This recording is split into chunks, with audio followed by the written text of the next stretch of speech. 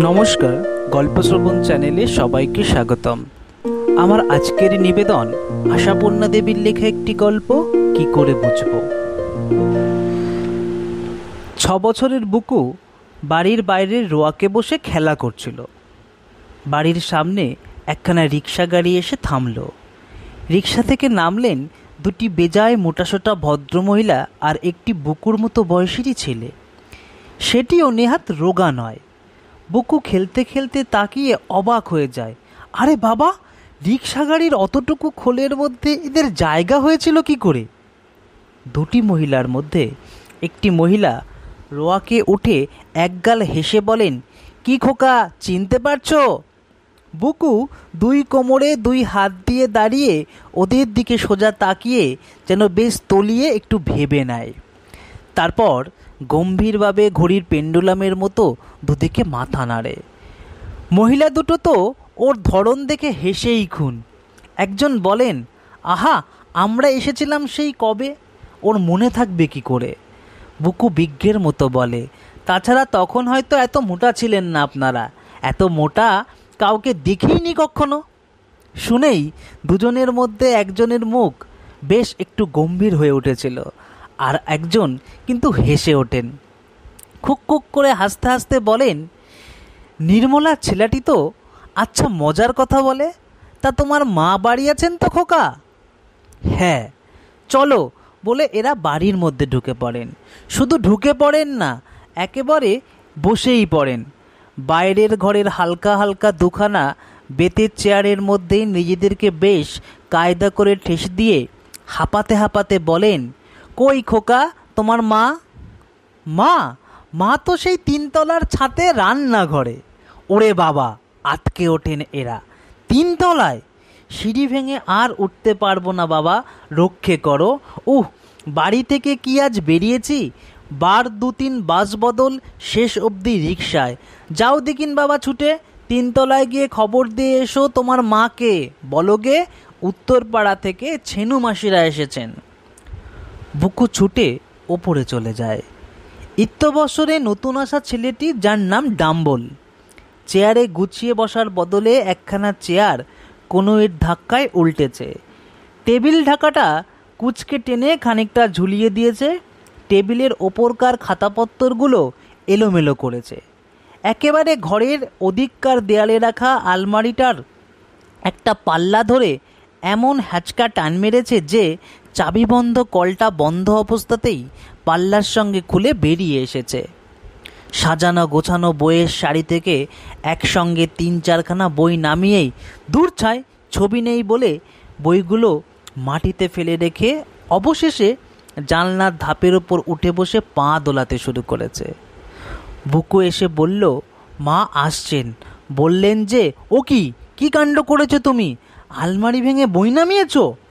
Dumbbell অগ্রাহ্য পড়ে বুকুর দিকে চোখ পিটপিট করে তাকিয়ে উত্তর দেয়, ইস, আলমারি ভেঙে একেবারে গুড়িয়ে ছাতু করে ফেলেছি বলো, শুধু তো খুলেছি। বুকু জোর গলায় বলে, তা খুলেছই বই কেন? ও বই কার তা জানো? সেজো কাকার। সেজো কাকার বই মাটিতে? বুকুর কথার ধরনেই বোঝা যায় সেজো কাকা লোকটি বিশেষ মোলায়েম নয়। ডাম্বল কিন্তু বুকুর ভয়ে ধার ধারে না। ঠোঁট উল্টে বলে, এ ভারী তো বই, হতচ্ছাড়া বই, ছবি নেই। বুকু গম্ভীরভাবে বলে, ছবি থাকবে কি জন্যে? ও কি ছোটদের বই? ও তো বড়দের বই। যেমন হাতির মতো চেহারা তোমার, তেমনি হাতির মতো বুদ্ধি। আচ্ছা আসুক না সেজো কাকা, মজা দেখিয়ে দেবেন, একেবারে পিঠের ছাল তুলবেন তোমার। মোটা মহিলা দুটি, যাদের মধ্যে একজনের নাম ছেনু মাসি আর অন্যটির নাম বেনু মাসি, তারা চোখ ড্যাব ড্যাব করে বুকুর কথা শুনছিল। এইবার রেগে গমগম করে ছেলেকে বললেন, ডাম্বল, বই তুলে রাখো, সব জায়গা নিজের বাড়ি নয়, বুঝলে? এইতেই ছেলেকে শাসন করা হয়ে গেল ভেবে নিশ্চিন্ত হয়ে তারা মনে মনে বুকুর মুণ্ডুপাত করেন। কি অসভ্য ছেলে বাবা, কথা নয় তো যেন ইটপাটকেল। ছেলেকে কি শিক্ষায় দিয়েছে নির্মলা। এইবার ঘরে এসে ঢোকেন বুকুর মা নির্মলা। আঁচলে ভিজে হাত মুছতে মুছতে ঢোকা দেখেই বোঝা যায় কাজে ব্যস্ত ছিলেন। ঘরে ঢুকেই হৈ হৈ করে অভ্যর্থনা শুরু করে দেন। ও মা, আমার কি ভাগ্যি ছেনুমাসি বেনুমাসি যে, এতদিনে বুঝি মনে পড়ল? আমি তো ভেবেছিলাম ভুলেই গেছো আমাকে। সত্যি কতকাল পরে দেখা, কি আনন্দ যে হচ্ছে কি করে বলবো, এত ভালো লাগছে ছেনুমাসি। বুকুর মা যতক্ষণ কথা কইছিলেন, বুকু অবাক হয়ে ফেলফেলিয়ে মায়ের মুখের দিকে তাকিয়েছিল। কথা শেষ হতেই বলে ওঠে, ও কি মা, এইমাত্র যে বললে বাবারে, শুনে গা জ্বলে গেল, অসময়ে লোক বেড়াতে আসা ভালো লাগে না, এখন আবার ভালো লাগছে বলছো কেন? ছেলের কথা শুনেই বুকুর মার মাথায় বজ্রঘাত। এ কি সর্বনেশে ছেলে! তিনি না হয় বলেই ফেলেছেন দুটো কথা, তাই বলে এমনই করে হাটে হাড়ি ভেঙে দেবে? ওদিকে ছেনু বেনু দুই বোনেরই দুই দুগুণে 4টি চোখ কপালে উঠে গেছে। তারা বলে তোড়জোড় করে সেই উত্তরপাড়া থেকে ভবানীপুর ছুটে এসেছেন পাতানো বঞ্জিটির সঙ্গে দেখা করতে, আর তার কাছে কিনা এই অভ্যর্থনা। এদিকে বুকুর মার যে সিনেমার টিকিট কেনা রয়েছে তা তো আর এরা জানে না। সে কথা অবশ্যই ফাঁস করেন না বুকুর মা। ছেলের কথার উপর ঝাপটা মেরে বলেন, কি শুনেছি শতভাগা ছেলে, যা হয় বললেই হলো। ছেনুমাসি চালতা চালতা গাল ফুলিয়ে তালের মতো করে গম্ভীরভাবে বলেন, আহা, তা ছেলেকে গাল দিচ্ছ কেন কেন নির্মলা?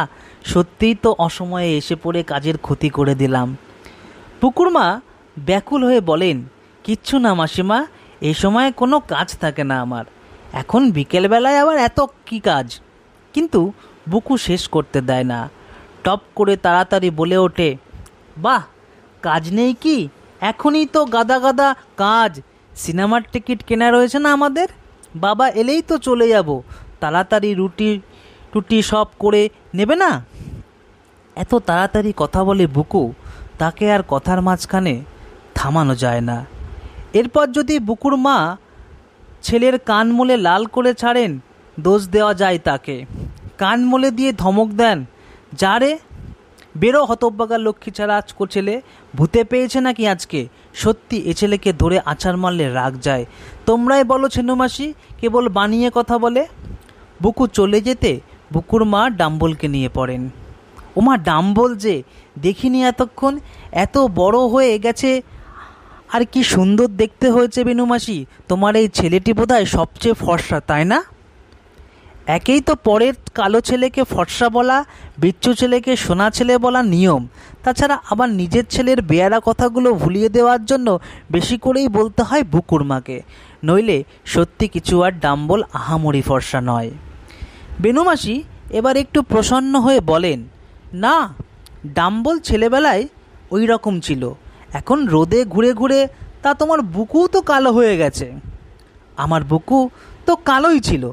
তারপর ডাম্বল বাবু, কি পড়তে টড়তে শিখলে? স্কুলে ভর্তি হয়েছ নাকি? বেনুমাসি কি বলতে যাচ্ছিলেন, ডাম্বল তরবর করে বলে ওঠে, কাঁচকলা। স্কুলে ভর্তি করে দিলে তো? আমার বাবাটি যে হার কেপ্পন, বলেন 7 বছরের ছেলের স্কুলের মাইনে 7 টাকা, পারবো না দিতে, পুরে দরকার নেই, চাষবাস করে খাবে। এবারে বেনুমাসির মুখ চুন। ছোট ছেলেদের সামনে যথেচ্ছ কথা বলার ফল টের পান। ছোট বোনকে সামলাতে ছেনুমাসি হিহি করে হেসে বলে ওঠেন, তোর ছেলেটা কি পাকা পাকা কথা শিখেছে বেনু, শুনলেই হাসি পায়। বাব্বা, ছেলের মুখে যেন খই ফুটছে। ইত্যবসরে বেনুমাসি ধাতস্থ হয়ে উঠেছেন। তিনি বললেন, আজকালকার সব ছেলেই ওই রকম দিদি। এই এক্ষুনি দেখলেন না, নির্মলার ছেলে বুকু ডাম্বল বই দুখানায় একটু হাত দেবার জন্য কীরকম শাসালো, বলে কি না, যেমন হাতির মতো দেখতে তেমনই হাতির মতো বুদ্ধি। সেজ কাকা তোমার পিঠে ছাল তুলবেন। এই সব টেনে টেনে হাসতে থাকেন বেনুমাসি। শুনে তো বুকুর মার আক্কেল গরম। হঠাৎ আজ কি হলো ছেলেটার? সত্যিই ভূতে টুতে পেল নাকি? কই, এমন অদ্ভুত বেয়ারা তো ছিল না। কি আর করেন, প্রায় কাঁদো কাঁদো হয়ে বলেন, সত্যি এই ছেলেকে নিয়ে যে আমার কি জ্বালাই হয়েছে।